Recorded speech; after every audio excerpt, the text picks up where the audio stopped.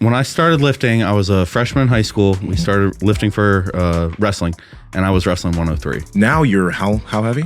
247, 248 in the morning. I was starting to realize I'm better at being strong than I am being big. Yeah. Right? Because I'd always been a little guy. But what do you think people are missing when it comes to adding size? A lot of it is just going to be embracing the fact that you're going to be more uncomfortable than other people are. People make a big deal about the pump. What are your thoughts on that? Do you have to get a pump and then kind of ride that out a whole workout, or what have you found? So first of all, it's going to be upfront. Like it's not, you can't make it super safe, right? You can make it as safe as you can.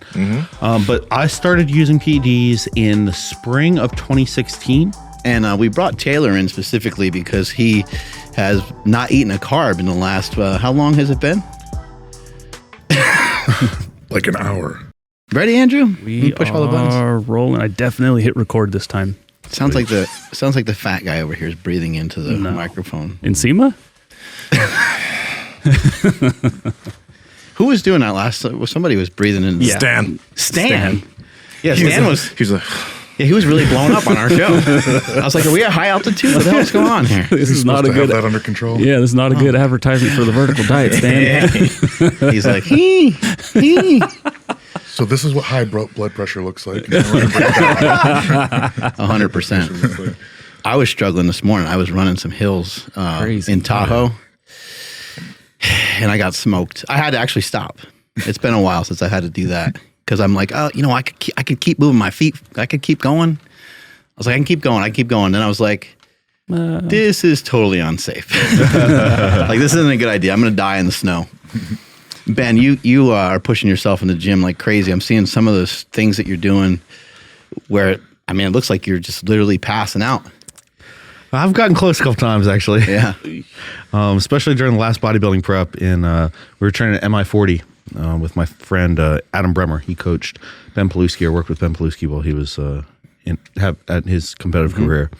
Man, we did a set of hack squats once, and I swear it took me like 20 minutes. I was like, God, I hope they don't have to take me to the hospital because I do not feel good right now. I felt like I was going to throw up for 3 days.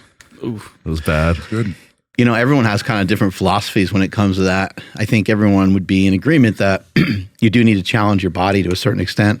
But some bodybuilders in the past will use like maybe short rest intervals, and they'll hammer themselves that way, and they'll do their sets of 10 or 12. But some guys are like, no, man, you got to go deeper and darker than you ever thought was possible. What is your stance on that, and what do you think people might need? So in my experience, it's kind of like a progressive thing, right? Just like anything else. But when you're starting out, when you're a beginner, if you're trying to push yourself to that level, you're probably just going to hurt yourself, right? Because you don't have that great technique. You're not too familiar with what your body's capable of. And a lot of times, if you don't hurt yourself, that work's not going to be all that valuable, right? You're beating up your joints more than you're beating up your muscles.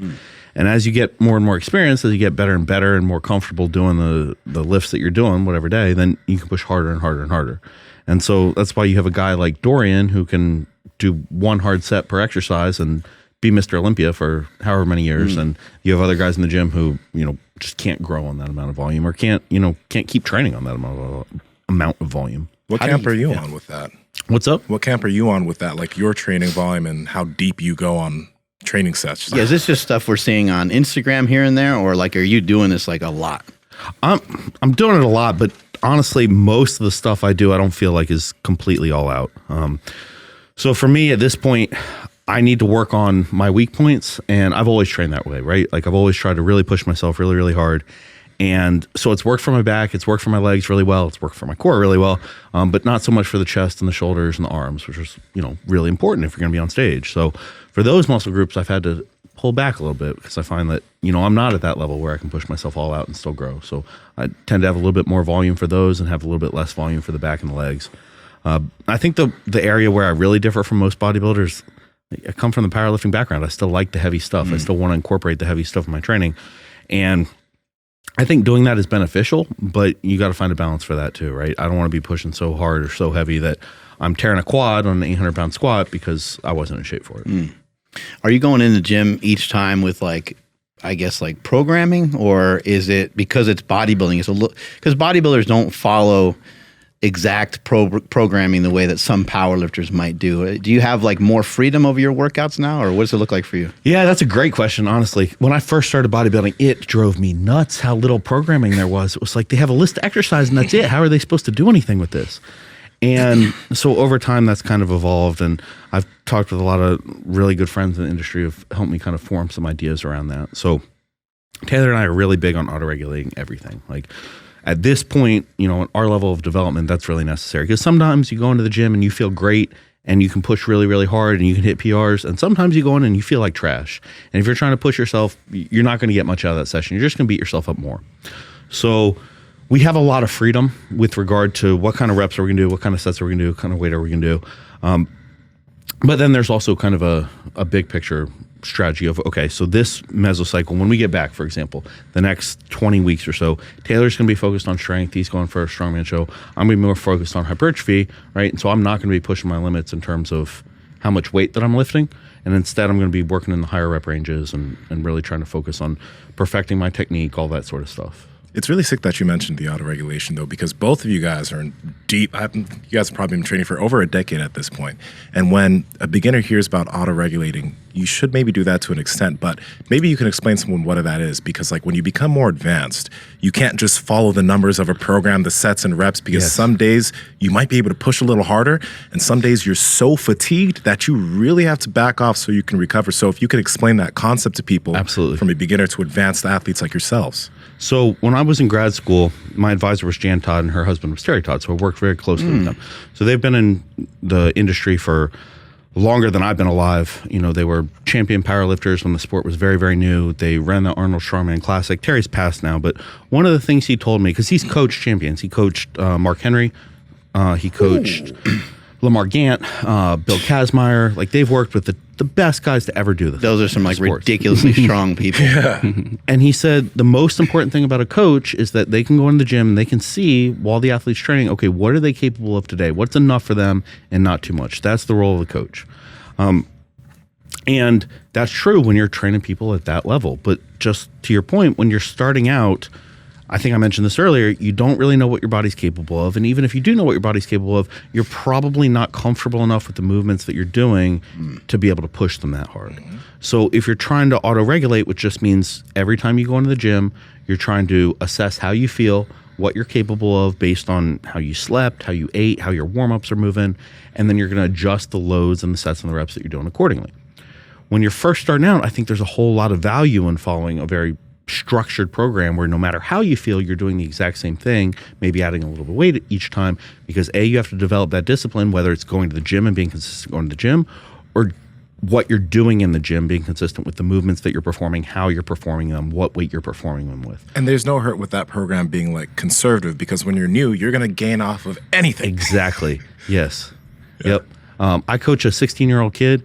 He can train once a week. That's all he has time for to get in the gym. And he's adding like 20 pounds to his lifts every week. It's like, I think that's a kind of missing element for a lot of beginners is they don't realize, you know, okay, it does say to do 275 pounds, but if 275 is moving like shit, there's really, as far as I'm aware, there's no coaches that want your reps to look like shit. Yeah. They don't want your set of 5 with 275 to be looking like all single rep maxes where you're all hunched over in a squat or something like that.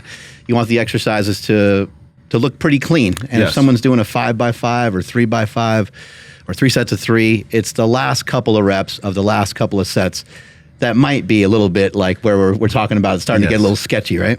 Yeah. And back to your point earlier, like when I mentioned with my own training, if I'm pushing that hard on the bench press, the reps are going to look pretty shitty. If I'm pushing that hard on the squat or deadlift, I can probably hold good technique. So that's why I have, you know, kind of different phases to what I'm doing. And we brought Taylor in specifically because he has not eaten a carb in the last, how long has it been?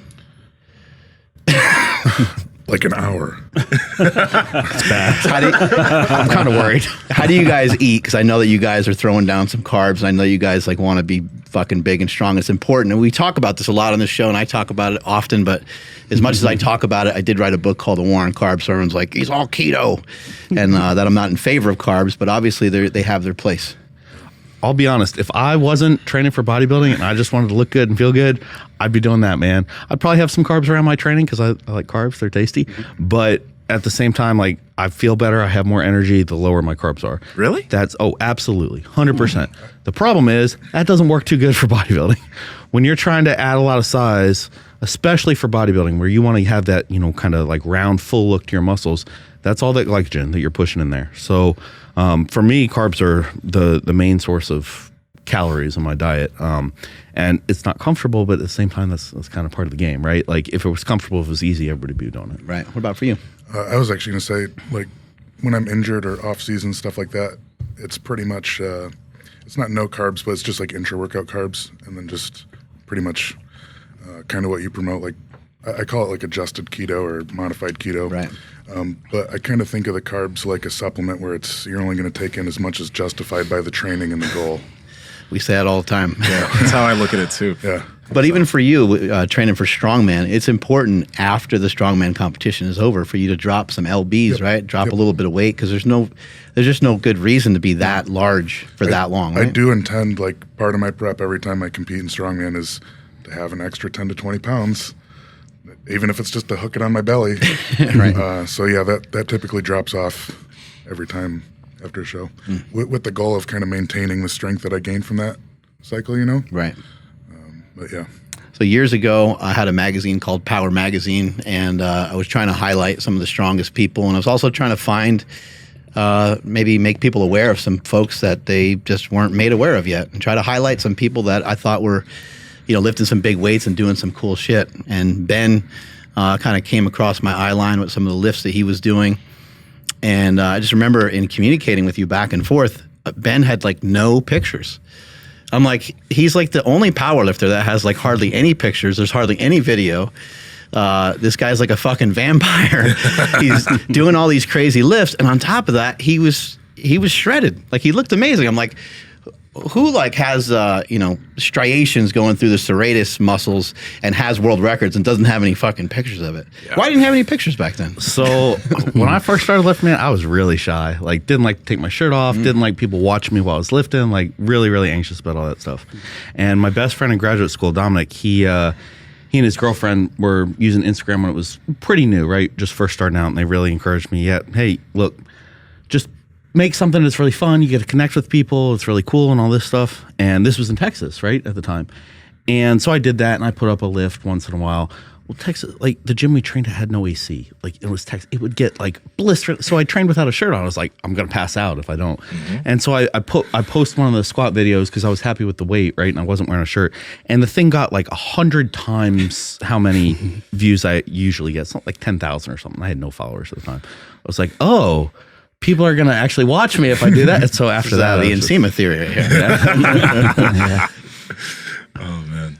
Well, okay. So on top of that, you, at that point, how much did you weigh? Because this is something crazy about you. How much did you weigh when you were putting up those records? So when I was competing at my best in powerlifting, I was right between 181, 198. So really hard cut to 181 or not quite fill out 198. Okay.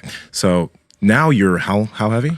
247, 248 in the morning. And when we were talking in the break, well, not in the break room, but in the room up there, how heavy were you when you started your lifting journey? When I started lifting, I was a freshman in high school. We started lifting for wrestling, and I was wrestling 103. 103. Yeah. Holy shit. Yeah. You were also a cross country runner, right? Yeah. Yeah. Just that first year. Not good at that. Were you always strong when you first started lifting? Were you kind of strong? So I was strong at the deadlift. When I started out, I remember I couldn't bench press 95. I couldn't squat 95. I mean, I could like quarter squat it, like football squat it, but I couldn't actually squat 95. But I could pull 225 for reps. Wow. And my coach comes over while we're deadlifting, and his like eyes get real big. He's like, you keep doing that, you're gonna be a pretty good wrestler. So I actually enjoyed that more than the wrestling part. So yeah. What do you think makes you a good deadlifter? Like, you don't really look. Sometimes deadlifters, like, they have really long arms, or do you have kind of long arms? For your height, maybe. My arms are kind of long. It's really my torso is really, really short. Like, there's not a whole lot of space between my rib cage and my hips, and so that puts you in a good position. Not much space. All right, so he's cheating, right, Taylor? He's cheating. 100%. He's pulling sumo with his hands on the outside. And do you also think, because like, okay, so there's kind of the series. So Stan Efferding, he played soccer. There's a lot of these athletes who can handle a lot of training volume that came from sports that were very endurance based. And I'm curious, do you think has any of the reason why you're able to handle such high training volume as well? That's a great question. I know when I was starting out in like trying to really get focused on strength stuff, I was following the programs from the magazine, right? And it's like you got a million different reps and sets. So, you know, I had that kind of background as well. Yeah. But I do think there's something to like the genetic aspect of you're going to be good at soccer, you're going to be good at running, you're going to be good at wrestling. You're probably going to err towards the side of I can handle more volume, I can handle more work, both physically and mentally. Right? Yeah. What were your eating habits when you were like at 103 pounds, you said? Oh shit. Yeah. Not eating much at all. Like Yeah. I've never had a big appetite, honestly. That's been the biggest challenge for me by far. I remember there was one match where I didn't make weight for wrestling. I was like shocked because I never had to cut, never had to do anything. I just stepped on the scale that morning and I guess had too much to drink the night before or something and was over. It was just nuts to me. So I didn't follow a set diet until after I graduated from undergrad. And then at that time I, was still into bodybuilding and really wanted to compete at some point, and ended up hiring a coach who's my coach now, just by coincidence. And so I was on kind of like a carb cycling diet when I was first getting serious about nutrition. But then I started training for strongman and tore my bicep, and I was like, well, the bicep's gone and we're going to be a good bodybuilder. So then I got into powerlifting. Tell them about the spinach. Oh man. So this was when I was competing at 181. So to make 181, I was walking around 205, and I'd already using performance enhancing drugs at that point, right? So I was my body weight was inflated, and to make weight, it was extremely difficult, right? So at that point, I was following a strict diet, but it was starving myself, man. So like back to your point about the carbs, this like I'm training with 700 pounds in squat and deadlift like regularly. And I'm walking around at like 200 and I'm having carbs. I had a sweet potato before training, and I had a bowl of oatmeal. I can't remember how much oatmeal it was, but that was before and after training.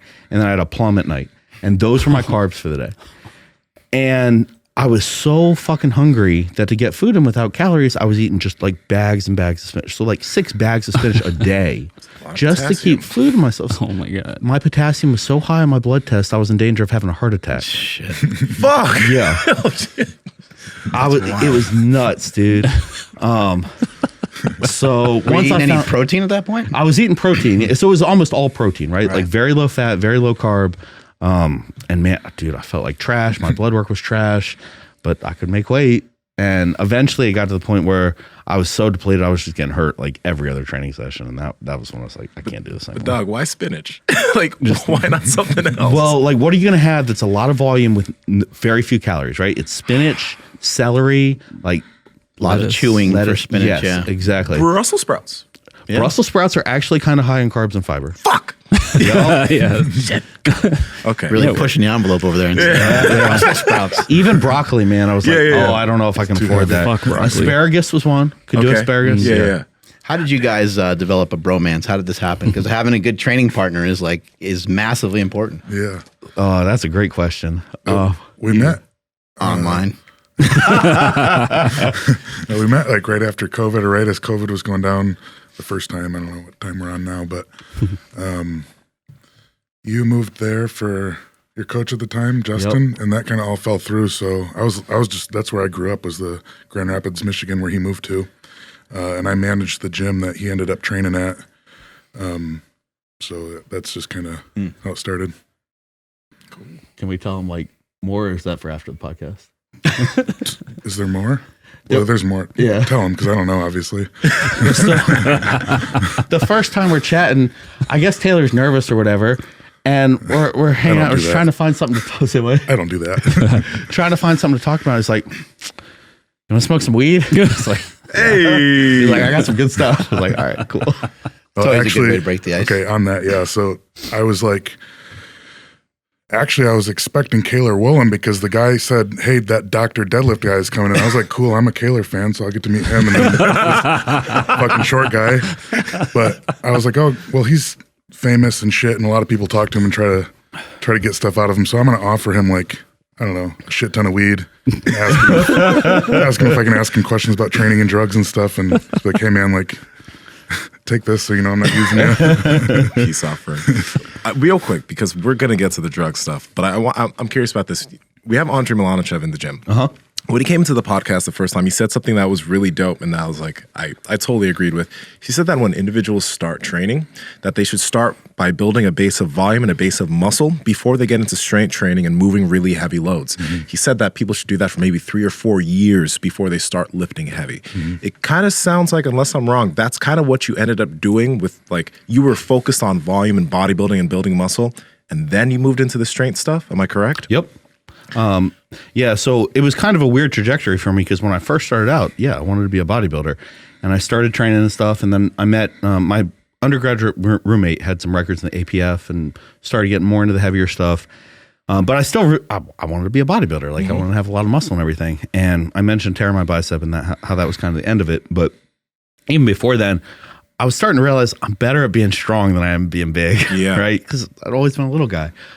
So that's just my training naturally started to gravitate towards strength. And then after I did tear the bicep, I was like, I'm not even gonna worry about how it looks. I'm just gonna try and get really strong. But it seemed like you did have a good base before you moved into powerlifting. I think that's fair to say. Yeah. And what absolutely. what would your suggestion be for somebody who wants to get into lifting?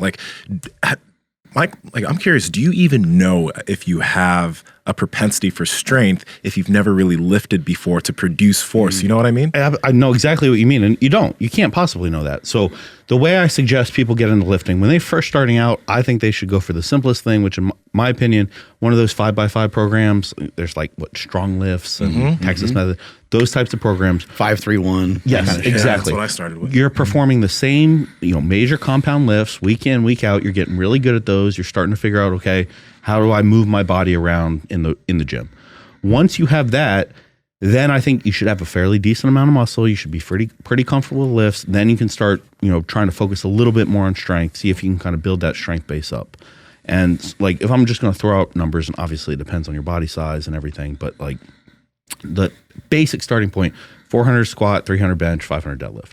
And if you want to say based on body weight, it's 1.5 times body weight bench, double body weight squat, 2.5 body weight deadlift. Once you're there, then you can decide, okay, do I want to push strength? Do I want to push size more?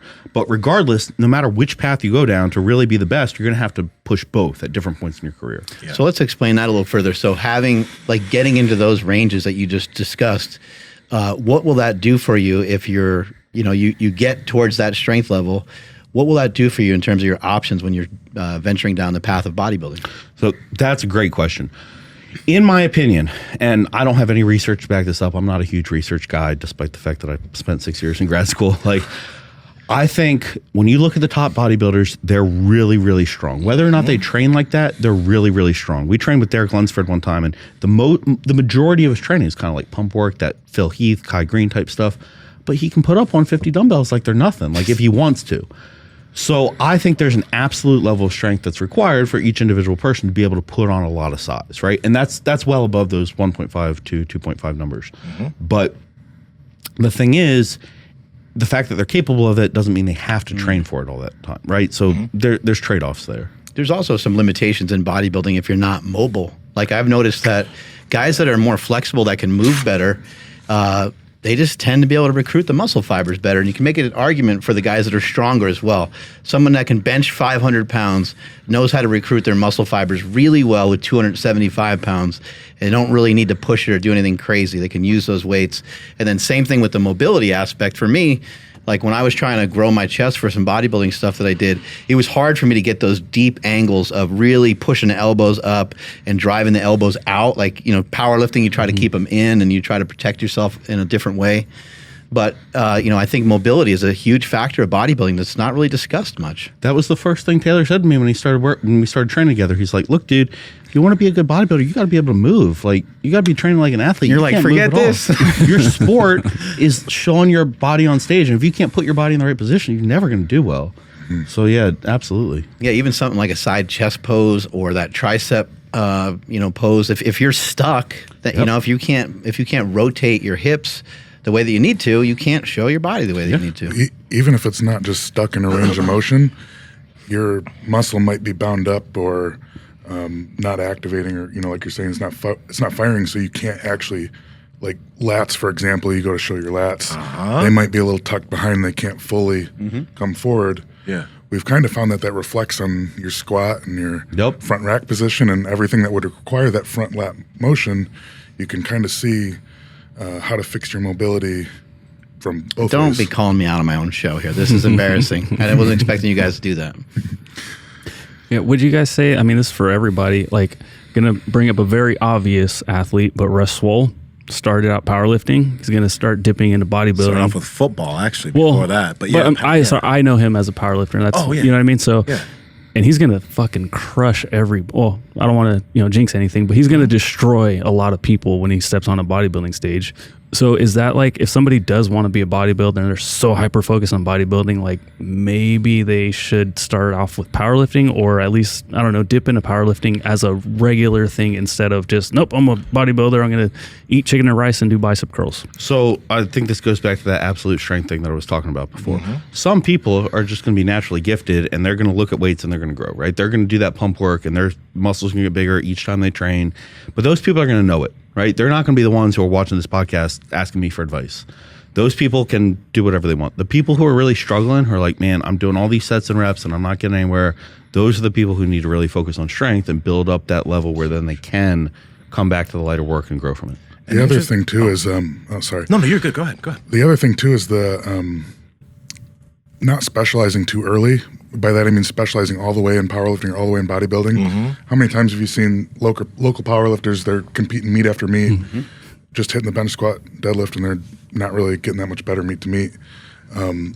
So you almost kind of cap and stall out your progress, and you'll see those plateaus if you go all in on one direction. But if you develop fully as an athlete, reach that full development, and then start to specialize, that's kind of how you avoid those plateaus. And I want to piggyback off of what both of you guys just said, because like when I started lifting when I was 13, but my focus in training was just building muscle and bodybuilding. I only started focusing on strength training when I was like 20 or 21. But when I started focusing on strength training and moving the big three and getting stronger with those movements, it's like I had a new boost of muscle gain because I was getting stronger. And when I was getting stronger with these lifts, I started busting through plateaus when it came to my bodybuilding lifts because I was absolutely stronger.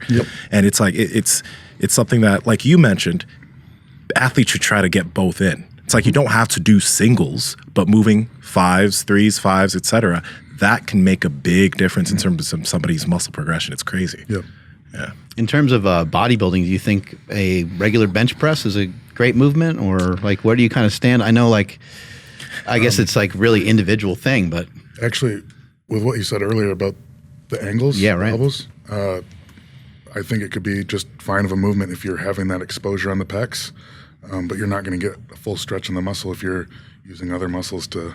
Right, if you're benching like a power lifter, you might be avoiding actually using the full potential of the chest. So that's the problem, right? If you're benching like a power lifter where your shoulders are in a safe position, then you're not really exposing your chest to the full load. If you're benching like a bodybuilder where you have a lot of internal rotation, your elbows are flared, most big guys aren't going to have the mobility for that. And that's going to put them in a dangerous position where they're at risk of tearing a pec. So it's hard for me to say that, yes, that's a good movement for bodybuilders. Instead, I'm going to kind of bullshit a little bit and say that whatever strength movements you pick, you have to practice them enough that you can hold that perfect technique before you load them heavily. Because otherwise it doesn't matter whether it's a bench or a squat or a machine curl. press. Yes, exactly. You're risking it by pushing those weights. I love what you're saying right there, because we have a tendency to look at what everybody else is doing. And so you might see somebody just got done doing 455 on the flat bench for reps and they got a huge chest. Now that's your focus. But meanwhile, you're plenty proficient at doing dumbbells. You're plenty proficient at doing incline bench. You go and watch that video and you go to try to do the same thing, and there goes your shoulder, there goes your pec. You regress backwards 8 weeks because you can't figure out how to bench the same way as this other person. But I don't know why we do that so much. Our intuition and the things that we're already pretty good at, we're like not grateful enough for. It's like, man, I'm already good at these 5 or 6 exercises. I don't need 10 more. You know, it'd be nice to maybe open up the playbook once in a while, have a couple extra fun things to try. But staying in your lane is probably the most important thing. I absolutely agree. And I'm curious, how did you when you started focusing on bodybuilding and getting bigger, how did you work on your mobility? Were you just slowly increasing your range of motion for these movements and what was comfortable? Did you do any purposeful stretching or anything like that? What'd you do? So I put on a lot of size really fast. Yep. And in some ways that worked against me. So why did that happen? So I had been, let's see, I started in bodybuilding, not classic physique, right? Started that right after my first classic physique national show, which was August of 2019. Or maybe it was the last day of July, right around there. Before then, I had spent a year prepping for classic, right? So my weight cap at my height is 190. Before that, I had spent a year and a half trying to stay 181 for bodybuilding. So I'd essentially been dieting for 2.5 years straight, like starvation dieting. So after that, when I was trying to put on size, I probably tripled my caloric intake at least. And to what? From where to about where? 1,800 to whatever 3 times that is. 5,000. 5,400. Jesus. So I, and I doubled my drug use, right? Because to stay 181, stay 198, 190, I couldn't be using much. Like if I was taking 500 milligrams of test, I was out of my weight class. Right. So by the time I did all that at the same time, coming off my contest show, had my contest rebound, 2.5 years of dieting, new drugs. So I put on, let's see, I went from 184 on stage.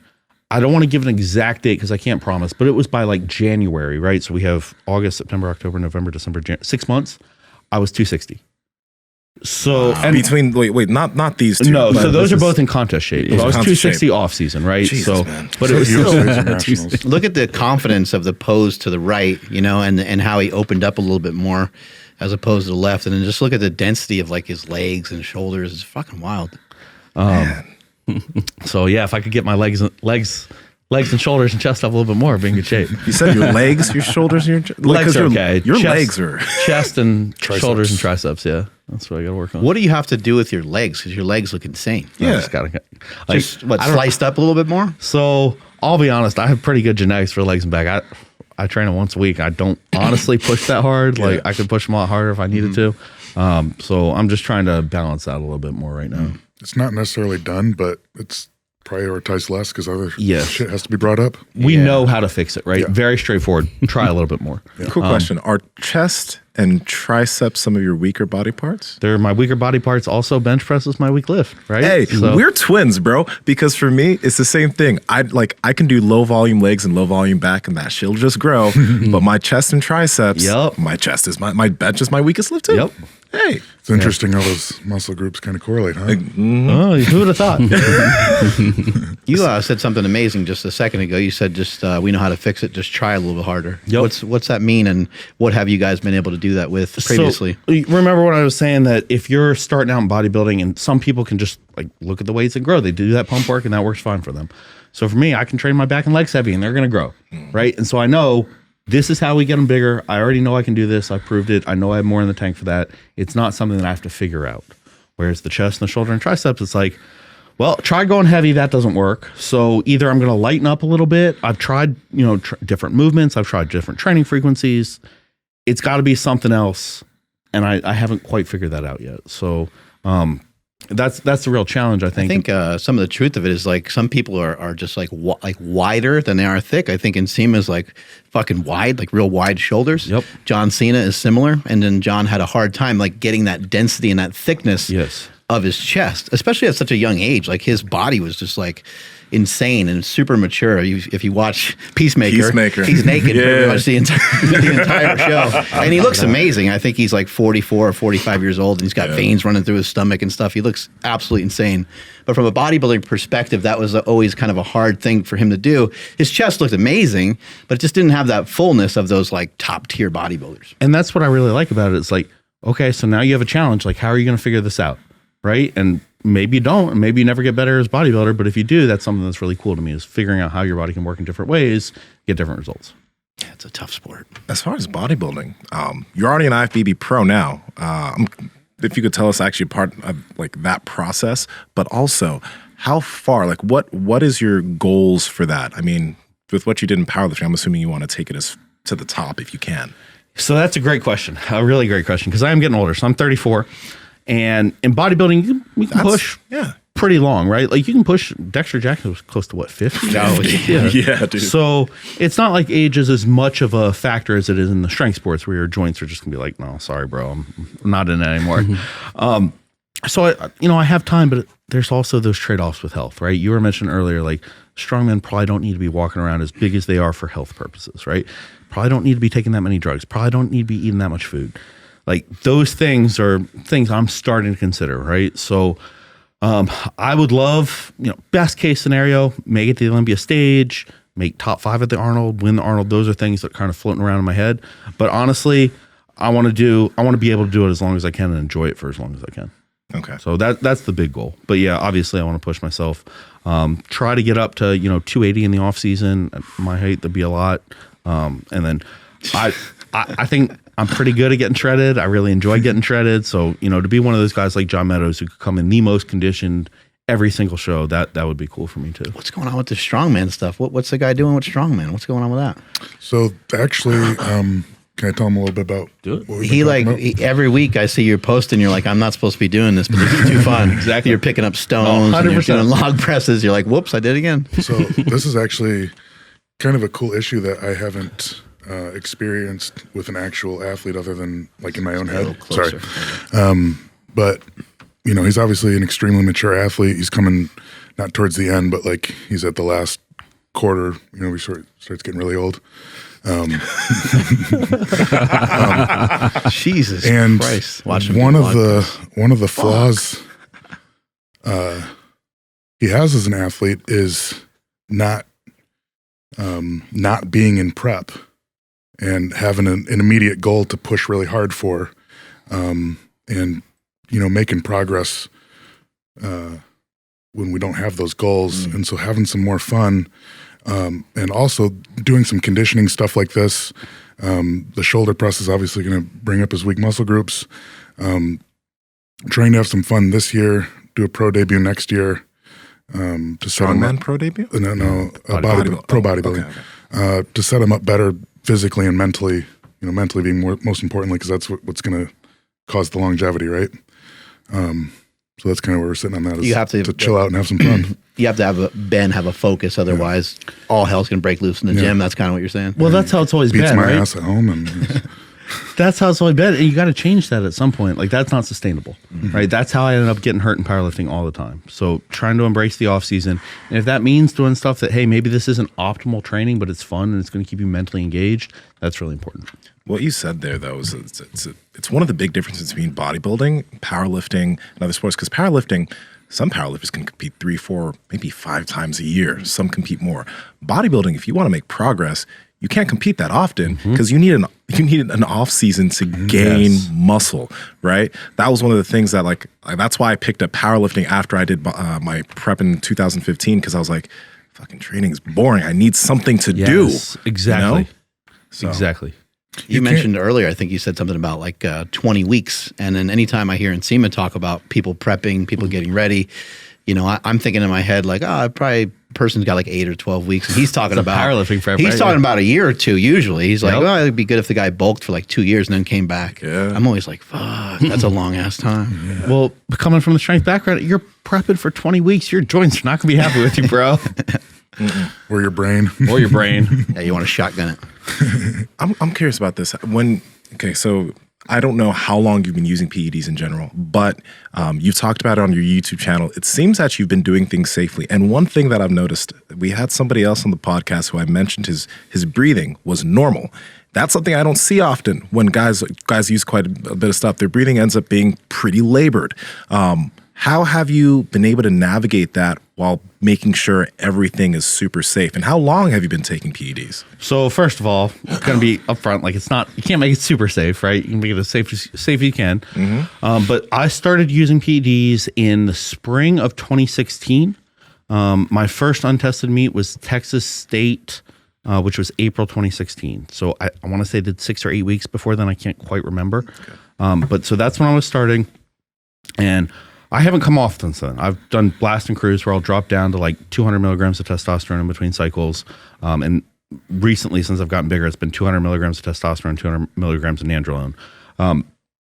But when I started out, I didn't know jack. And I wasn't using super high doses because, again, couldn't let my body weight get that high. So I think the highest I ever went for powerlifting was, I want to say, and I did not do a good job of tracking any of my gear use. So I'm not going to swear to this, but I want to say my heaviest cycle was off season was 500 tests, 300 deca, and 50 anavar for like 8 weeks.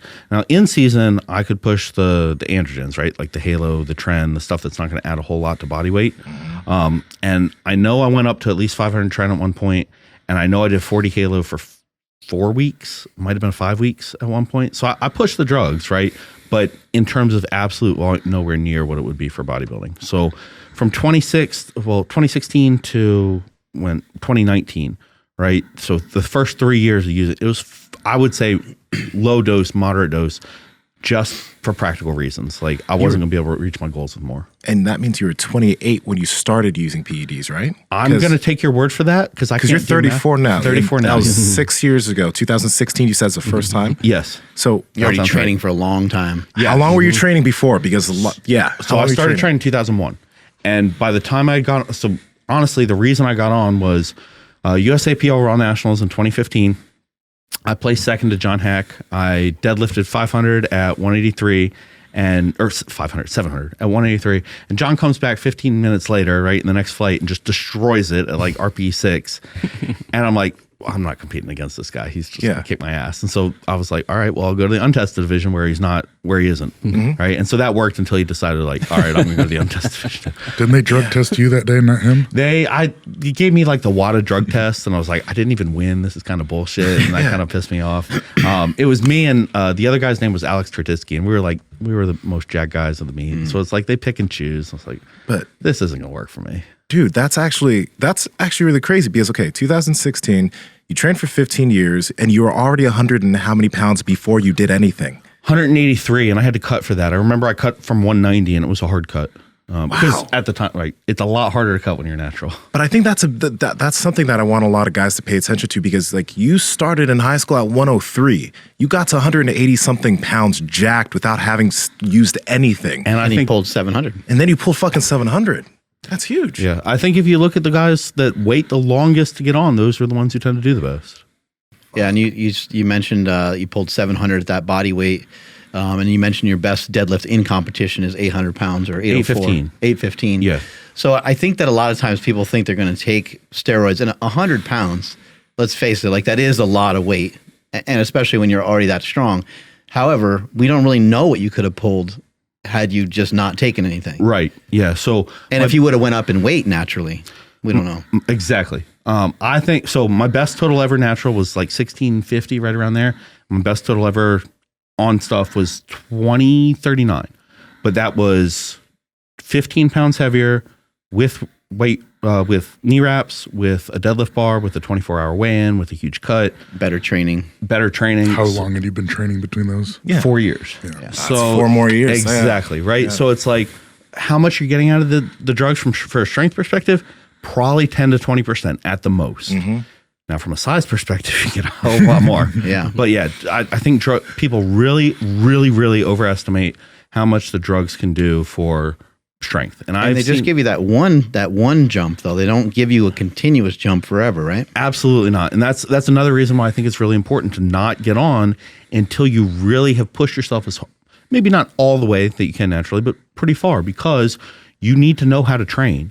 If you just get on from day one, the drugs are going to do a whole lot for you, and you're going to try to keep progressing by adding more drugs and more drugs and more drugs, and you're never going to realize, hey, I don't need more drugs, I need better training. And if you start out focusing on the training, you're like, okay, this is what works for me. I'm going to add this, NO2 boost, essentially. Then you can always come back to those training methods that work for you. They're still going to work. They might work even better because you can handle a little bit more training volume, but you're always going to have those core principles that are going to get you help you continue to progress. I think when it comes to steroids, performance enhancing drugs, I think there's a lot of problems that make it like really hard to detect how dangerous they really are. Most of us have a lot of other good habits, like a lot of lifters don't really get too crazy into drinking, and people that are getting into bodybuilding and taking it really seriously, we value our sleep. We are obviously exercising plenty, right? What happens though is you if you take a lot and you get way deep into the weeds of this sport or strength sport, as you're moving along, you're like, you know what, I better get my shit like checked out. Like something's probably not good. You have a nosebleed during a squat or something. You're like, I don't know, you know, or you have a nosebleed tying your shoes. You know that things are probably not great. So you get your blood pressure checked. It's through the roof. You look at some of your other blood work, your red blood cell count is high, right? You do things to address some of these things. You also, you taper down the amount of stuff that you're taking. And then you're quote unquote fine again. And you keep looking at that and you're like, oh, I'm good. But we don't really know the long term. You and I can stand here, or all three of us can stand here and say, we don't really know what the fuck's going to happen. Yep. We made a choice. It was a particular decision, and we don't really, I just want to make that very clear to people. We don't truly know. We can look at our blood and we can be like, hey, I'm doing pretty good, or I'm running nowadays, I'm doing other things, but I don't really truly know what I did or didn't do with the amount of stuff that I took for my powerlifting career. Absolutely. Yep. And this is, I'm curious what your advice would be, because like nowadays on social, I've watched some of your content, and the way you put forward the content in terms of your PED use is super like responsible. Like you preface things, you make sure people understand what the fuck they're getting themselves into. But man, like I'm watching some of these like 20, 21-year-old dudes, 23-year-old dudes that are talking about, oh, I'm on trend and like all this shit, and they're just like, yeah, 500 milligrams of this and whatever, but they don't seem to help people understand what the fuck they're getting themselves into when they do choose to go down that route. Yeah, so a couple things there. First of all, one of my posts on Instagram got flagged for promoting drug use, so I'm going to have to tone that down a bit, even though I do try to be really responsible about it. Second thing is, I know what I don't know, right? So when I was getting my PhD, it was at the University of Texas. I did a lot of work with Victoria Felkar. So she is one of the top PED experts in the world who actually understands this stuff. What's her name? Victoria Felkar. We gotta get her on the podcast. Absolutely, yeah. Yep. She'd be happy to. So she actually understands, and talking to her, it's like, so I have no idea what's going on. So I can only tell people, you know, this is what I know. Talk to somebody else who is more knowledgeable. And I feel very comfortable doing that. The most important part, I think, if somebody really knows what they're doing with PEDs, they either are not going to share that because that's a service they can sell, right? They're going to be able to coach you and take you to a top level and charge you a lot of money for that. Or they're not going to tell you because they know, hey, this is really individual. This can really fuck people up if I just give generic advice, and it's not a safe thing to do. So the people who are putting out free information about PEDs don't know what they're doing. And unfortunately, that's what propagates, because people don't want to have to pay for information. They think that should be free. So it ends up kind of snowballing and puts us in a situation where, performance-enhancing drugs are really demonized, right? Because people end up using them irresponsibly. Yeah. B, there's very few good sources of information because they get clouded out by the noise from the bad information. And C, people who think that they're doing their research, you know, they're putting in the time, they're going through all this information, but they don't necessarily actually get good information out of it. And that's in contrast to things like training, where we can do studies, right? It's ethical to, you talked about this in your documentary, it's ethical to take somebody through a hard training session and see how their body reacts. It's not ethical to give somebody 2 grams of tren and see how their body reacts. Yeah. In Russia, it is. Okay, so you mentioned good sources of information. Victoria Felkar, we got to get her. But who else do you think, if people like, they really want to go down that rabbit hole and they want to get some good info, because everybody's throwing out information on this shit, who should people be paying attention to? So, I mean, I know they're sponsoring this podcast, but Merrick Health reached out to me recently, and they have been fantastic, because with them, I could get so you go through a normal like blood panel, whether it's through your doctor or through one of those websites or whatever, and you get kind of the basic information, right? You're getting your metabolic profile, you're getting your lipid counts, you're getting your testosterone, your hormone levels checked, but you're not getting some of the other stuff, right? So, like, for example, when I went to Merrick, my vitamin D levels were like really, really low, and that's one of the smaller things, right? Like, there was also some issues where signs that, hey, maybe my insulin sensitivity is not the best. Maybe there are things we can do to improve that.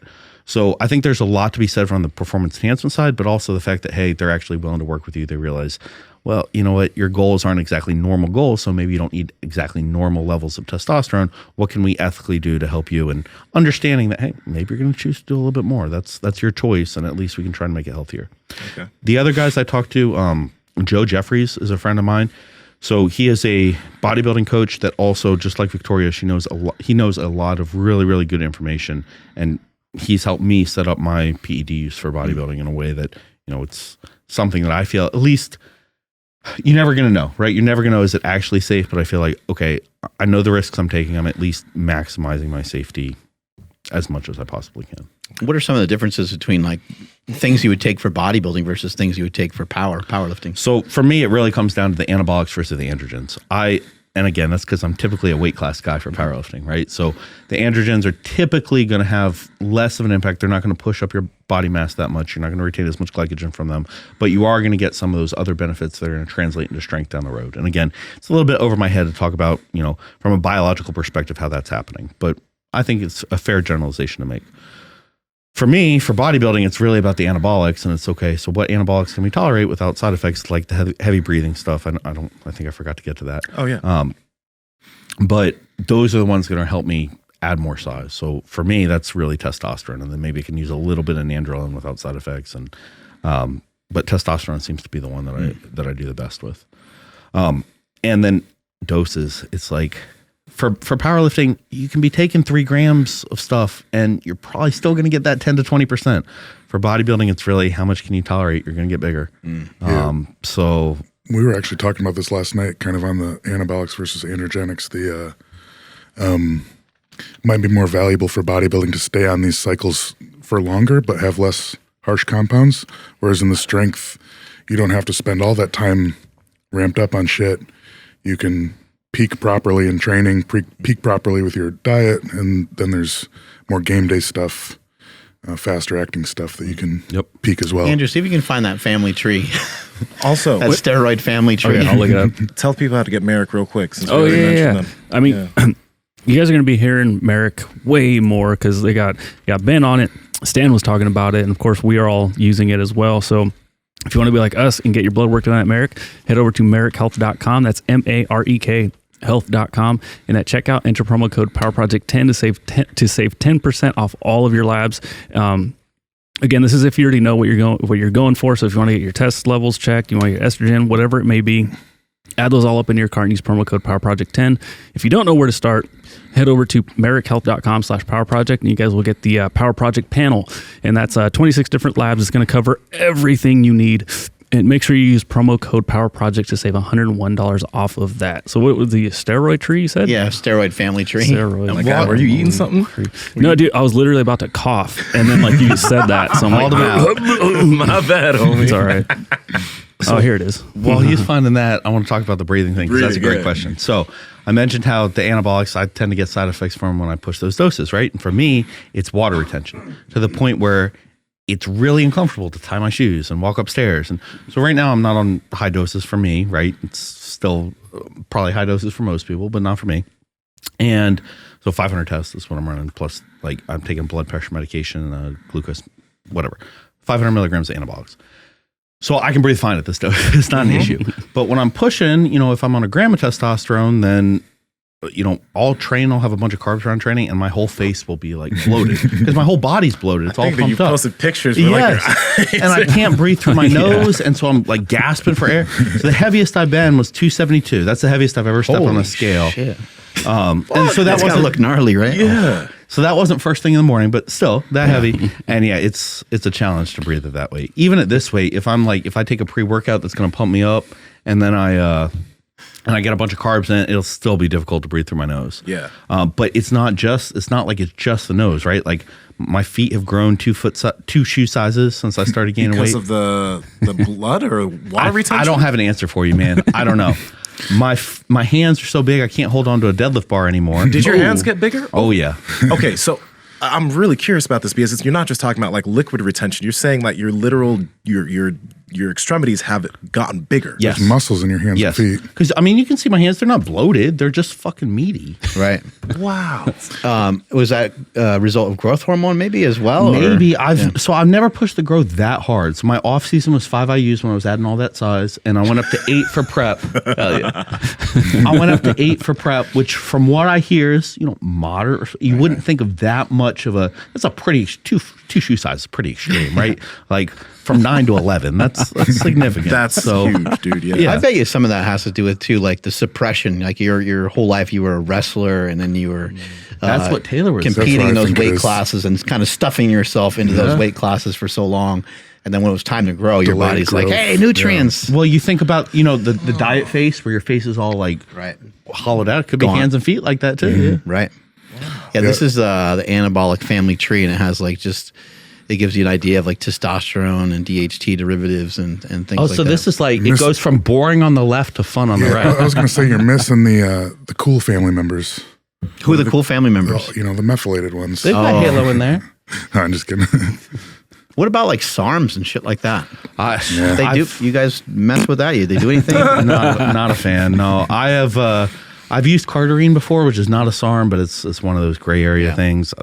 I did a cycle last year where my intention was I was getting so many questions from my clients on SARMs that I was like, fuck this, I'm going to try them all. And I just at the same time. No. I pictured it. That's awesome. A table full of them. He's like, "Fuck this." Let's just try them. No, it was like a whiskey flight, right? You just line them up. No, it was. I just kind of did them back to back at a moderate dose, and had a couple weeks break between each one, and then didn't really notice anything. Was kind of pissed off by the end of it, and I did another 6-week cycle of 20 milligrams of Anavar, and it blew all of them out of the water by a lot. So I don't think too highly of them. What about peptides? We're fans of BPC, and I tend to get allergic reactions when I use TB500, so I stay away from that. But yeah, definitely a fan of those. Oral specifically on the BPC for me. I've been recommended MK677, the growth hormone one. I've never used it though. BPC comes in an oral form as well? Yep. Oh, I didn't know that. Yeah. Really helps my digestion, and when I'm getting heavy, you've had that acid reflux shit at the top, and really helps a lot with that. In my experience, I always seem, just subjectively, to have done better with the injectable after I strain a muscle or something. I seem to do really well pinning right into that injury, stick that right in there, which does not feel good. But I mentioned Joe Jeffries, who's helped me out with my cycles, and he said, based on all the research, there's no difference between taking it orally. However you get in your body, it's going to work. So that's the one that has the research behind it with like the rats and their like severed like Achilles tendon growing back or something wild like that, right? Absolutely. Obviously don't have the same studies in humans, but there's a lot of empirical evidence from a lot of people taking it saying, hey, look. What is it we're talking about again, right? It's called BPC 157. It's a peptide. That's something that I feel like they should just make legal for athletes. Right? Because like if it's helping people recover, I think they may have just made it illegal, right? Yeah. Is that, I don't know. They actually, I think you're thinking of NAC. They just banned because it helps with COVID. They banned NAC. Big surprise, right? There was something recently, they just banned too. I want to say maybe it's BPC 157. I can look it up. I'm curious. I think it's always been gray market. There's an oral though. Like, how do you where do you get that from? I mean, it was a little harder to find, but it hasn't seemed to be any harder to find than the injectable stuff, right? I don't think so. It's just more expensive. Yeah. But for me, I've had the injectable stuff. I can't really feel I'm on anything, and with the oral stuff, it definitely. Do you mix it with other stuff? Because BPC mixes good with TB500, from what I hear. But you said you had a reaction to that. If I can afford it, I'll take 500 micrograms to a milligram of oral BPC every day, no matter what. And obviously, it's going to pair better with growth hormone. And I don't really know if there's like actual synergy with the anabolics, but I'm sure indirectly. I did something weird to my shoulder recently, and I'm getting it worked on, and I didn't get like an MRI or anything. I don't have any idea what I did. It just hurts. Like one day I just woke up and I couldn't pick my arm up, and it just got really weird, and just something in like the rotator cuff. So I'm like, I had BPC 157 because I'm an idiot. I just order stuff and just have it laying around.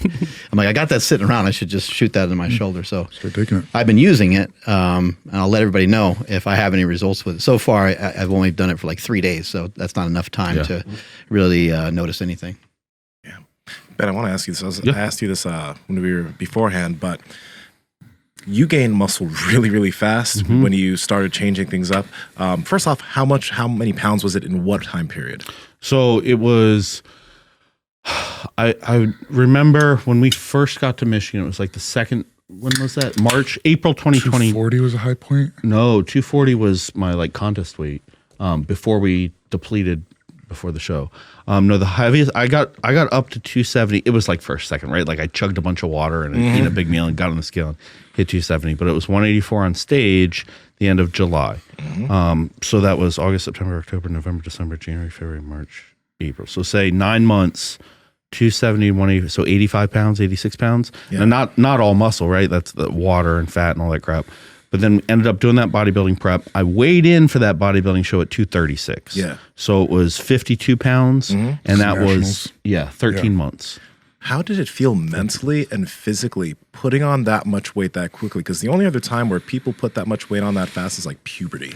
It felt terrible, and my coach at the time told me it was normal, and it obviously wasn't, which is why it's like, I could do that again. I'm sure I could get to 280 and just force feed myself and smoke before every meal and take a bunch of drugs. But it's like, I actually have a really funny story on this. It's not going to improve my physique at this point, right? I got to bring up my weak points, and it's definitely not healthy, but it did not feel good at all, man. It felt kind of scary. So I've always been like, fatter and heavier kid growing up. And one of our buddies we were hanging out with that day, a day he was feeling particularly shitty, was also pretty fat. And, the way he's describing this stuff to me, it sounds like a blood work issue, right? And I'm like, what the fuck is going on? I can't figure it out. And I look over at my friend. He's not doing a goddamn thing. He's just sitting there. I look at him. He's sweating and he looks uncomfortable. I'm like, wait a minute. Ben, you don't understand what it's like to be fat, do you? Like this you're just gonna have to suck it up. Yeah, this is how it is. Yeah, gotta always try to figure out how to ventilate yourself.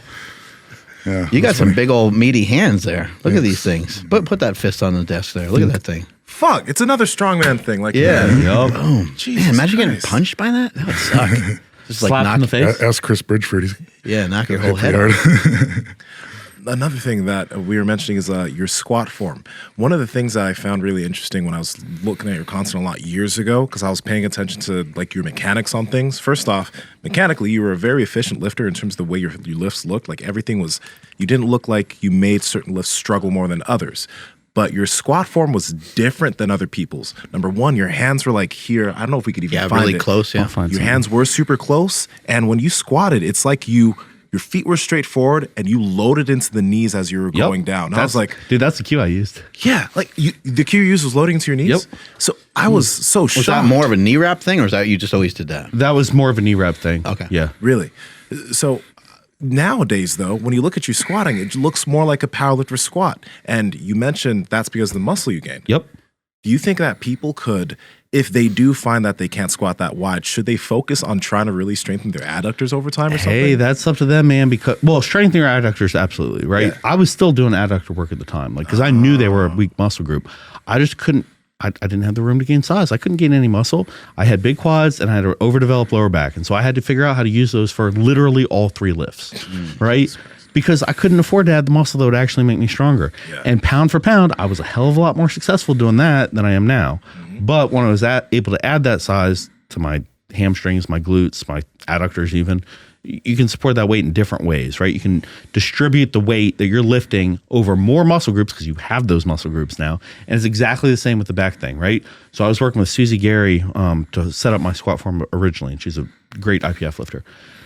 And she's the one that calls all the attempts for people and stuff too, right? Yeah, she's got it all like precise and stuff. Yep. Yeah, pretty awesome. So she was like, look, the big guys are going to tell you want to support the weight with your upper back. And that's because they have all this upper back. Like they have that muscle.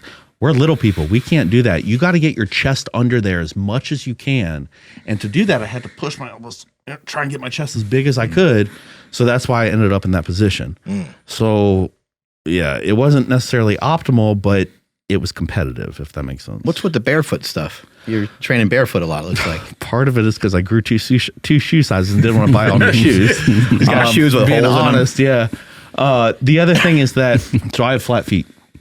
And again, for a long time, especially with that narrow feet forward squat stance, you can get away with that because you're not going to have a whole lot of inward motion. There's nowhere for the knees to go.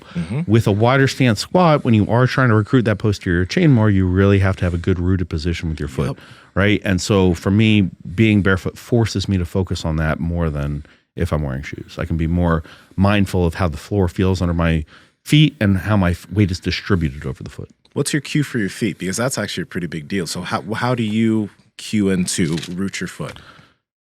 That's a good question. I don't have a mental cue. When I was first starting, Taylor had me go through some drills with my toes, with my foot pressure. And so I'm a big kinesthetic guy. So I try to, when I figure out, oh, this is how it's supposed to feel, I just go off in a corner and I close my eyes and I just kind of visualize that feeling, right? I'm not thinking about any words. This is a tip Mike Tuchscherer gave me. Don't try and verbalize, because if you try and verbalize, you're going to have so many things running around your head, you can't focus on the lift. If you think about, okay, this is the feeling of that lift, it's a lot easier to implement. It was kind of fun coming up with verbal cues to like accommodate for that, you know? It was almost like there was very little time to understand a whole lot of thoughts, so it had to be a very direct and simple cue. Like, I remember one time I was trying to get him to activate his feet, and I said calves, and I was like, "Oh, I'm sorry, I didn't mean to say that." And he was like, "No, say that." That clicked. So it doesn't matter if I say like, "Go shit your pants." If that gets him to put his feet into the ground, that's what I'm going to say. Right. So don't do that. Yeah, and I think there's a lot to be said for that mind-muscle connection. I remember when we started working on bench, one of the first things he told me, he come over and just pokes my tricep. He's like, supposed to be using that, buddy, not the other muscles. Right. And that was really helpful. I don't think Chris would mind if we told. So Chris Bridgeford, you know, he just did a meet, did really well, hybrid showdown. He was having some problems figuring out his squat form after knee surgery, after hurting his quad and everything. And so one of the things Taylor was doing with him was like poking at his hamstrings, glutes, be like, look, use these. You don't have to be all quad. Sit back a little bit more. Yeah. Or down a little bit more. But yeah, so I think those types of things are very, very helpful. And a lot of people are just reading all this stuff in the reading all this information on the internet. And they're like, well, these cues don't make sense to me. It's like, not every cue for someone else. Yeah, exactly. We got to back up a second, because you mentioned Mike Tuchscherer. Yep. And there's a name I haven't heard in a long time, but Mike Tuchscherer used to go in his garage and do a mock meet.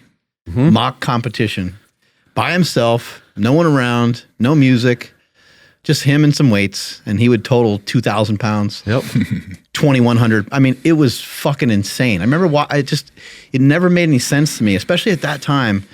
A lot of the geared powerlifting was still really popular. You saw a lot of people playing a lot of like heavy metal or gangster rap and headbutting themselves on the bar and like getting bloody and like just doing these kind of like down and dirty like lifts that you would see. And then there was Mike. There was no music, no nothing. He would bend down. He would get himself set for the deadlift. He'd wiggle around a little bit, wiggle his head, his hips, and then he would pick it up. And then he'd put it down, and he'd go look at his Tendo unit, and he'd be like, "I produced X amount of force," and he had these fucking spreadsheets and shit. And I'm like, "This guy is amazing. I don't understand. How does he do it?" It's funny you told that story, because when I was starting out in powerlifting, that was around that time. And I tried the headbutt in the bar and getting angry, and it wasn't working all that well for me. And I saw Mike, I was like, oh, it looks like he's actually thinking about that stuff. Maybe that'll work better. So I'm not nearly as smart as Mike, and I still don't understand all the stuff he does. But trying to incorporate a little bit more of that really, really helped me out. Man, he's a great lifter. Yeah. I was curious about your knee health, because the way you squatted. Like, it seems that because you're doing that, I'm assuming that your knees are actually perfectly healthy and your knees feel strong, right? Yep. How could people, because we've had a lot, like we've had Knees Over Toes guy on the podcast, et cetera. And I found that even this year, as I started quite literally deliberately loading into the knees when doing movements, starting off slow, not like loading up heavy weight and loading into the knees. But when I started deliberately loading my knees with light loads and strengthening that, my knees are the strongest and springiest they've ever been. What have you found to be maybe beneficial for yourself or beneficial for other people? What would you suggest to people to do? Because a lot of lifters, for example, when they squat, they hip hinge, load into the hips. They'll put barely anything into the knees, but they find that their knees feel like shit. Yep. So what would your suggestions be? Okay, so this goes not just for knees, but really for any joint. Okay. I think that optimal form isn't necessarily textbook form, right? So there's a lot of considerations that you have to make for an individual's body type. I think optimal form is going to be whatever technique is distributing the load that you're working evenly across all the muscle groups involved. When I say evenly, it doesn't mean actually proportionally, not evenly, right? So it's not necessarily going to be even. If you're like me, you have overdeveloped quads, overdeveloped lower back, you're going to favor those, and that's okay. You still have to be engaging the hips and the glutes and the hamstrings, whatever. Which comes from the feet. Yes. So when they're trying to develop that form, they have to keep that in mind. And if they struggle with a particular muscle group, they're used to sitting back, right? And they're not really familiar with that feeling of loading the knee, and the cues aren't working for them. What I'd have them do is in between sets of their compound movements, they're doing very light. This isn't to failure, but doing very light supersets with an isolation movement where they can feel that muscle group working. So if you're doing a squat, right, and you have a very posterior chain dominant style, and you find that my knees hurt and I'm not getting enough quad activation, XYZ, well, while you're warming up and you have 315 on the bar for your top set of 5 or whatever, you're going to do 20 really light leg extensions, nowhere close to failure, but you're flexing those quads. And then you're going to go over the bar and squat. You're going to feel your quads working. Yeah. And once you develop that feeling, it's going to be a lot easier to transfer over to your work sets. So it doesn't just have to be quads. It can really be any muscle group. I even find this works for abs, right? You have somebody who tends to fold over in the squat because they're not bracing properly. Have them do ab work in between their squat sets. It's going to eventually click, and it's going to click faster than if you just keep throwing words at them that they're not really comprehending. Lats with the bench press is the one I pair a lot too. How are you able to transition into eating 5,500 calories a day? Was that like a really hard thing? And would you be it wasn't. Would you be pissed at yourself if you didn't get your calories in and stuff like that? I was so I can't even describe the hunger after that first bodybuilding show, dude. It was terrible. There was one point, as a super heavy, I don't have to diet hard. Like my calories are so high now that dieting is not uncomfortable. Nice. But back then, holy shit, dude, I was eating so little. And I remember I was doing my cardio, my nighttime cardio was like a 15-minute walk around the block. And it was like, it was with either, I would alternate doing my cardio either with my mom who lived close by or my girlfriend at the time. And because I couldn't do that much cardio alone, I'd go fucking nuts. So we got halfway through and I'm like breaking out in a cold sweat. I'm like, I can't do this. And I just sit down on the sidewalk. They have to go get the car. We're like half a mile from the house. Like I can't walk the half mile back. So by the time we get to the show, dude, I can't even describe this hunger. I really can't. It was insane. So after the show, we go to the grocery store and I buy the whole store and I'm like, I know I'm not going to eat this, but dude, I ate it all. It was insane. How many calories do you think it was for you to just total guesstimate? I can't even guess, dude. It was just, I kept going. It was like, it started at 9 and it was like till 1 a.m. and I was still eating. I was still hungry. And I wake up the next morning and all I can have all day, like, so we go to the gym because we're in Pittsburgh and there's a good gym there. No, it's not Strength Union. Shit. I'm sorry. I can't remember the gym. But we go there and I want to train and do some heavy work and I can't eat before my stomach's so upset. And halfway through the training session, I start feeling a little like, I don't want to say hypoglycemia, but you know that feeling. You feel lightheaded, you don't feel great. So I go to the vending machine, try to eat like a protein bar, have to go lie down after that. I'm fucked up. All I can eat the rest of the day is like a roll of Tums. But after that, it's like, then after that day, my stomach was kind of normal. I was just eating all day long. Yeah. And for like 7 or 10 days just after that. And I think I put on something like 20 pounds in that week or something crazy. But like that hunger didn't go away for like months. Damn. Months. And because it was 2.5 years of dieting plus that really hard push at the end. So no, it was not hard at all to get that food volume up. It's got hands and feet to grow. Yeah.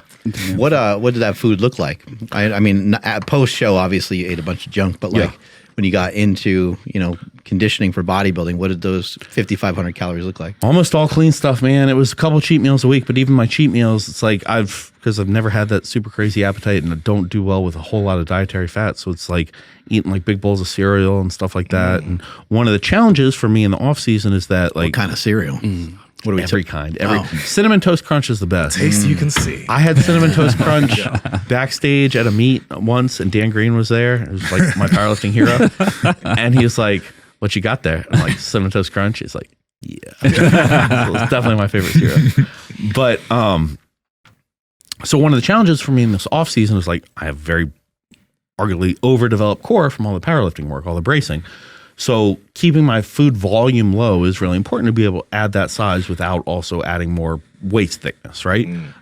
So having to eat smaller meals is going to mean getting used to that more calorically dense stuff, even if it's kind of like dirty food, junk food, but just trying to figure out how to get those calories down without eating so much that I'm stuffed every meal. The heavy squats and things like that, you think that adds to the maybe size of your waist, or? It's so hard to say, man, because I've always just genetically had wider hips and had like overdeveloped obliques, like even since I started lifting. Probably because of that short torso, right? There's not a whole lot of room for that muscle to be distributed. It's all got to be right here. It's not stretched out like people with longer torsos. But at the same time, in bodybuilding, it doesn't matter what your structure is. What matters is what you can show on stage. So even if it's like, okay, relative to other people, I didn't add that much. Let's say it added an inch to my waistline, all that heavy squatting and deadlifting.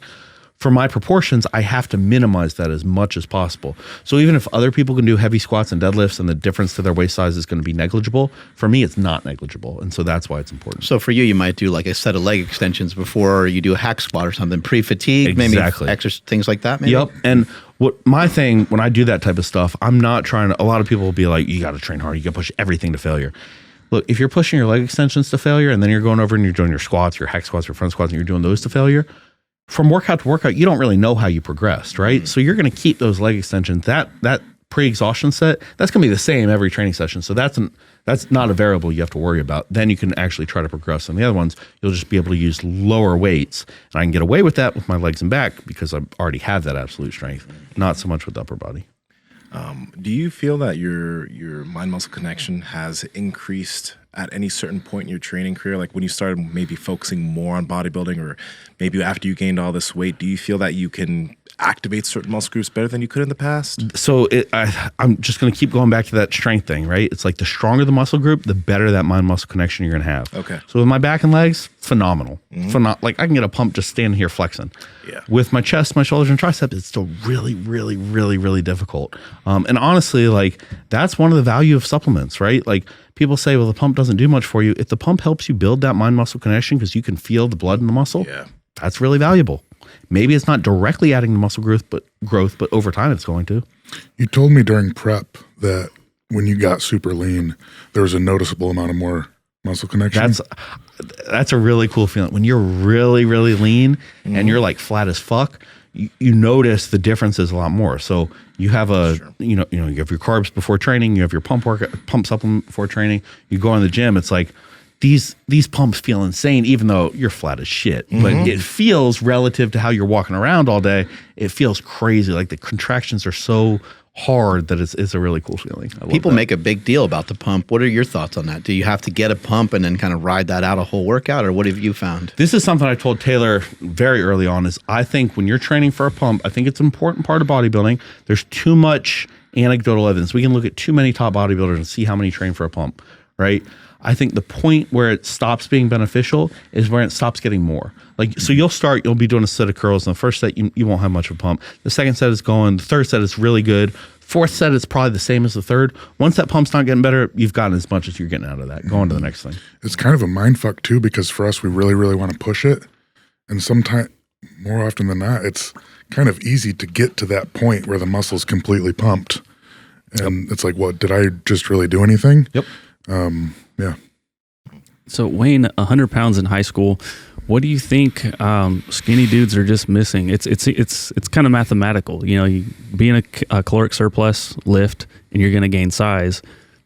I think everyone at this point understands that, myself included.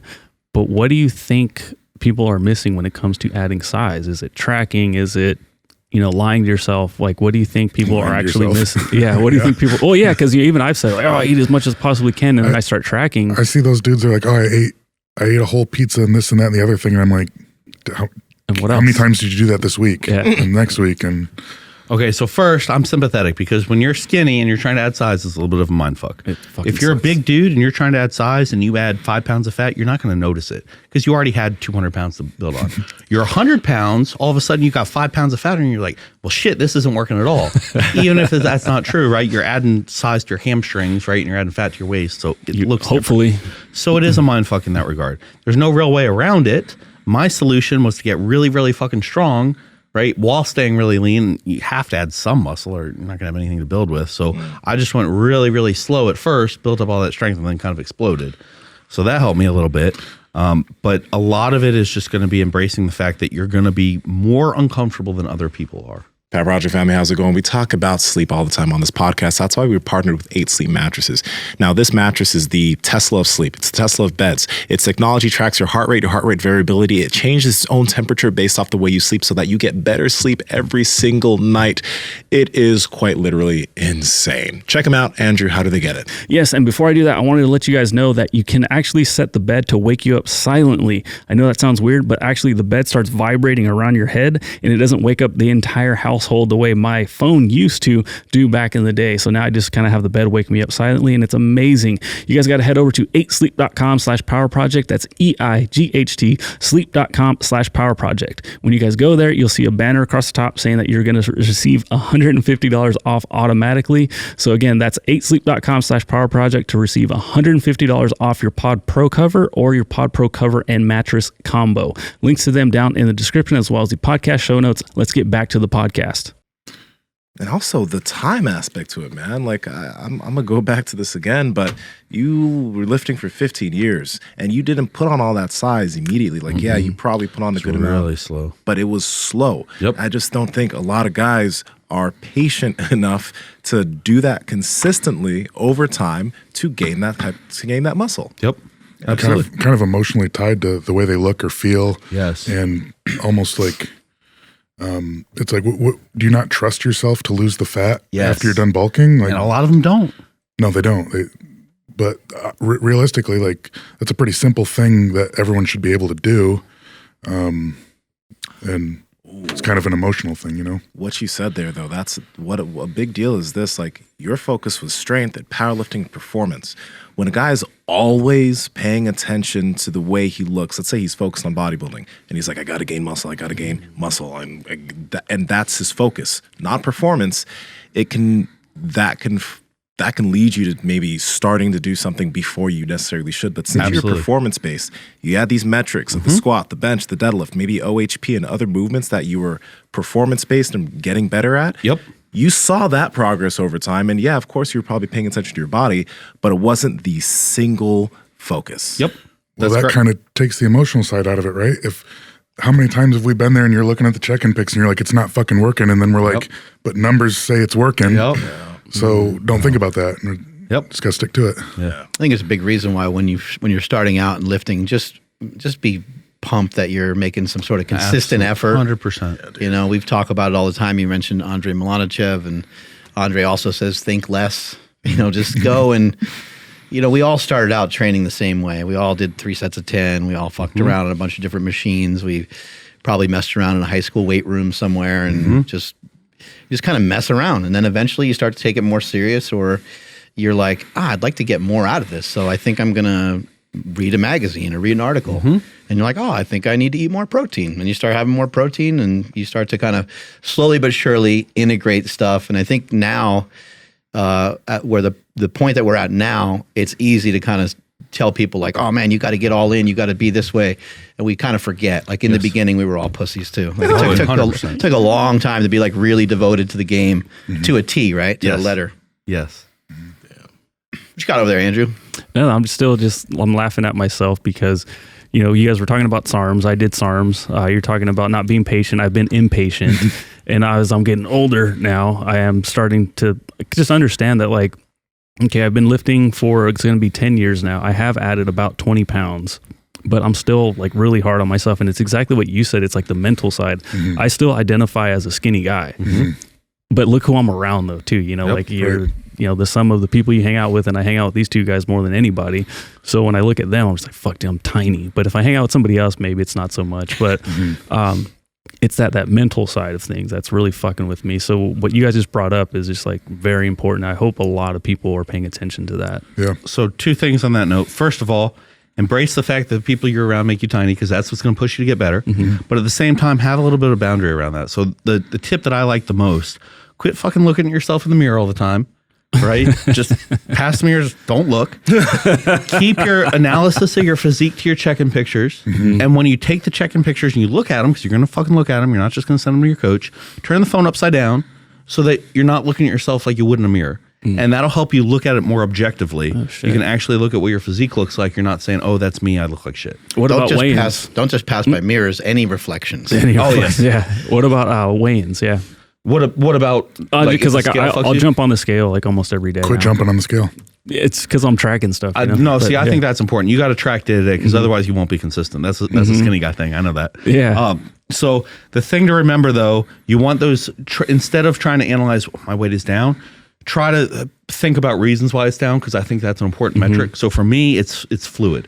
I know if I'm pushing the fluid hard one day, my training's going to be better. I'm going to look better in the gym. My weight's going to be lighter that next morning, because I'm going to have peed out more of that during the night. And so that's okay, right? You're learning more about your body, but you're not as attached to the fact that the number on the scale means progress. The number on the scale doesn't mean progress. I weigh exactly the same as I did. When were those check-in pictures? Which ones? We were looking last night. We were looking at 2 different check-in pictures. This was a year ago. Oh, so we visited Denver, and I trained with Brett Wilkin, who's going to win the Arnold Classic this year. And he's just gonna win. So after we took check-in pictures there, and I remember I was really, really happy with them. I was like, man, I look a lot better than I thought I did. I actually did make progress. So then this morning yesterday, I go back and look at my last check-in pictures and compare them. I'm like, wow, I didn't think I was focused on bodybuilding that hard, but I still made progress. Even though my body weight's the same, I'm using half the drugs that I was then. I'm more proportional than I was then, and I have a better idea of how I can target my weaknesses. So it's just very, very slow. It's that 2-year thing versus the 12-week thing. Who's the guy that's going to win the Arnold? Let's take a look at him. Yeah, I know. Brett Wilkin. I got Brett Wilkin. Over Nick Walker? Nick Walker's not doing it. He won last year. He doesn't have any desire to win it again. I think Nick. All right, here's Nick my hot Walker's take. fucking big. Nick Walker's going to win the Olympia. I bet Taylor $50 that it'll be this year. It might not be this year, but he's going to win. Nope. Let's see. He's got some size on him. That's just ridiculous. Jesus, yeah, look at this guy. Jeez. And look at his midsection. Dude, Nutty. that's a big boy. What does he weigh? 265 when we talked 260, to him. yeah. On stage? No. I think That was it stayed off-season. like 240, yeah. But this was last year. Yep. It was his off season, so he might be a little bit bigger. Shit. Jeez. You think you legitimately think he's going to win the Arnold? The Arnold, yes, I do.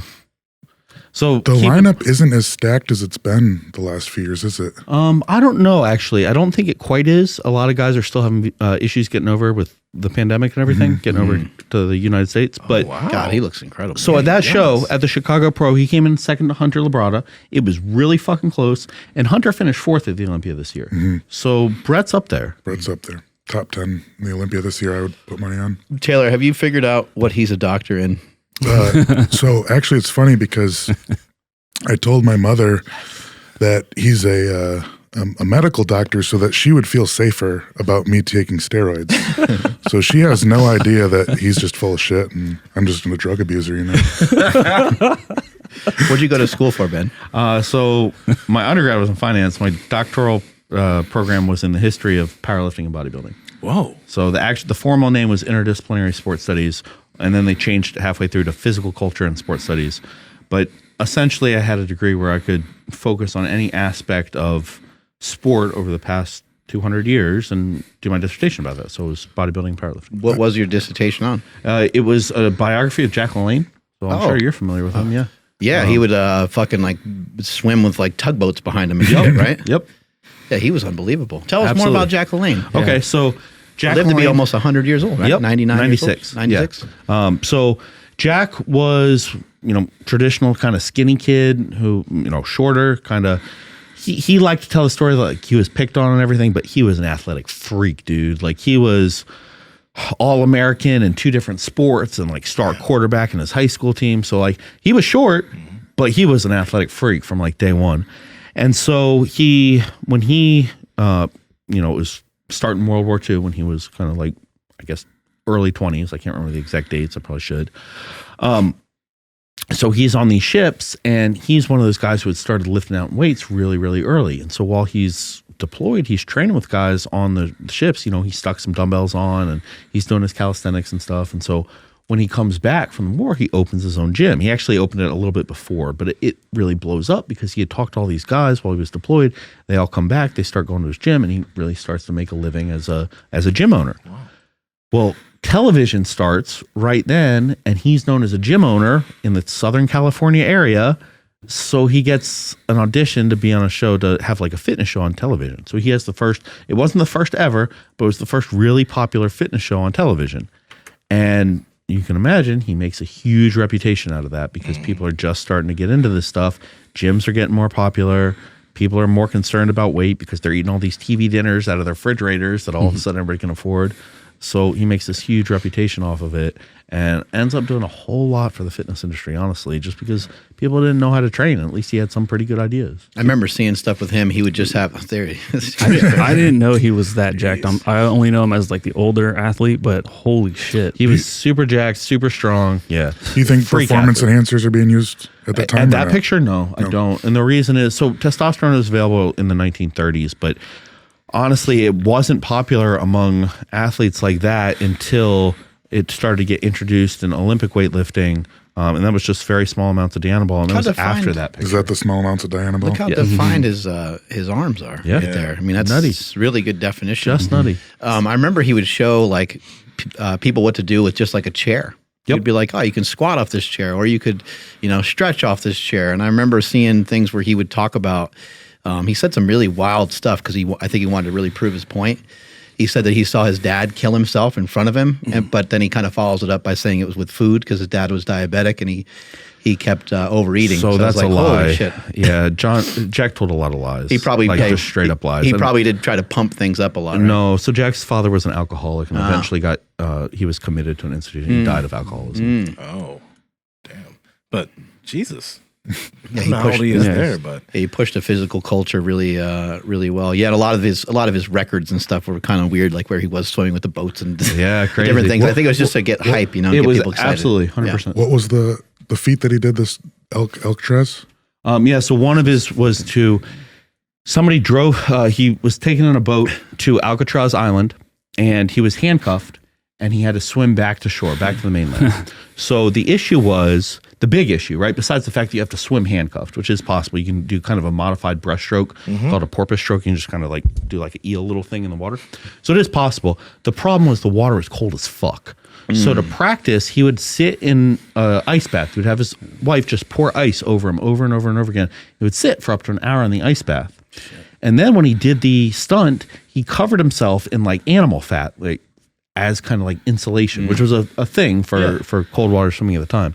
But when he was trying to do this, he didn't account for the fact that there were going to be tides. So it was a really windy day, and the tide pushed him further than he thought. So he ended up having to swim something like 2 miles like that. Just nutty. As a muscular ass dude, to be able to swim like that, that's actually very rare. Well, when so I mentioned that he was a quarterback and like a star quarterback in high school. His senior year, he got destroyed, right? And the doctor was like, I'm not sure you're going to be walk again, let alone do other stuff. So he just trained himself to walk up hills. But after that, he could never run again as cardio. So he took up swimming as his big thing. So you were at the University of Texas, is that right? Uh-huh. Oh, awesome. And you were studying like physical culture, like that's a rare thing.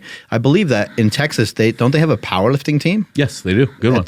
And were you part of that? So I was too old. I was, you have 5 years of collegiate eligibility, but there was also an age cutoff, and I was past the age cutoff. I think it was 25. It's like one of the few schools in the country that has like a scholarship really program, right? Yeah. For powerlifting? So I trained with the team. I just didn't compete with them. So I was on the team at the same time as Ian Bell and Preston Turner and a couple other like really, really good IPF lifters that they had there. Damn. That's pretty awesome. I don't think we even really touched on this much, but for you and your training practices, you move a lot of training volume. You've done both powerlifting and you do a lot of bodybuilding. What are some habits you have each day that just yield better recovery that you make sure you do not miss? So it's a tough question because I think a lot of people think about recovery and they're expecting some like really beneficial thing. And I think all these things are going to be kind of minimal, right? But like really good about sleep, even though my sleep isn't the best quality just because I've always had problems sleeping. Like it's been really helpful. Have a CPAP, try to make sure that I'm staying away from the phones and everything before bed. So that stuff is absolutely beneficial. Taylor and I are really good about when we have something that's just a little bit jacked up, it's not hurt, right? It's not injured, but it's hurt. We're really good about staying, okay, this muscle group we need to work on. We're not wasting an hour in the gym every time we go in foam rolling, but when something is an issue, we take care of it. So that makes a big difference. And then walking, really, really big on making sure you're doing, like, it's hard to do a lot of cardio and trying to gain a lot of weight, but walking is one of the ways that you can kind of get that in beneficially. What does walking help you with? Because we walk a lot, and what does walking help you with? I mean, you want to take this one? Yeah, so for me, being a strongman, always trying to get bigger and bigger, and also minimizing the health risks of that. I've kind of found that just your quality of life and how you're feeling is going to be a lot better. The other thing too is like you've been so bloated that you've fallen asleep on the bench press and feel like shit. And so it kind of helps me push more weight because I'm accounting for being that big. Mm-hmm. You know what I mean? So it's just kind of a preventative measure, I guess. I also practice my breathing while I'm walking. So I'm either holding a vacuum, right, trying to build that abdominal control, or practicing nasal or diaphragmatic breathing so that I don't have so much of a problem breathing through my nose. It's actually pretty funny. We'll be sitting there and he'll be practicing breathing through his nose. I'm like, dude, are you fucking pissed off? Are you okay? He's like, I'm just practicing my nose breathing. Yeah, I think just walking in general, I think helps, digestion. Maybe just helps reallocate the calories that you're consuming and puts them in the right place rather than in the wrong spot. Yep. That's not any sort of real scientific thing, but there is some research where they did test metformin versus walking, and they found the walking to be as beneficial or more beneficial to something that is supposed to help with the uptake of glucose. So walking is extremely beneficial, and it's just kind of simple. Like if your legs are real sore, you do something cyclical, running, maybe even biking, like getting on an Aerodyne bike. And if your legs are really, really sore from a training session, you get on a bike and move around a little bit, and you'll find you'll get some pretty good relief from that. Yes. Even though you would think in your head, you're like, that's just going to make everything 10 times worse because I'm already fucked up, but it will help a lot. We're kind of made to move, Andrew, want to take us on out of here, buddy? Sure thing. Thank you, everybody, for checking out today's episode. Please like this video and make sure you guys are subscribed if you're not already. And leave us a comment down below. Let us know what you guys think about today's episode. Please follow the podcast at Mark Bell's Power Project on Instagram, at MB Power Project on TikTok and Twitter. My Instagram and Twitter is at I am Andrew Z. And Nsima, where can people find you? And Nsima Inyang on Instagram and YouTube, and Nsima Inyang on TikTok and Twitter. Make sure to comment down below what you guys found was the most cool thing from this episode, because there's a lot of shit. Yeah. Ben and Taylor, where can people find you guys? I'm PH Deadlift on everywhere: Instagram, YouTube, Facebook. Taylor Drawl on Instagram. Thank you guys so much for coming out. Ben, I really appreciate it. I think I met Ben in person probably like 8 years ago. Or yeah, it was right around there in Austin, right? The first time? Yeah. We were on at gym, and I was doing a seminar, and I started to speak, and I'm like trying to talk about how cool I am. Then I'm like, oh, this like dude in the crowd lifts way more than me. I'm fucking out of here. Ben, take it over. Just teach these people how to lift. Anyway, thank you so much for your time, both of you guys. Thank you. Really appreciate it. Thanks for having us. Strength is never weakness. Weakness never strength. Catch you guys later.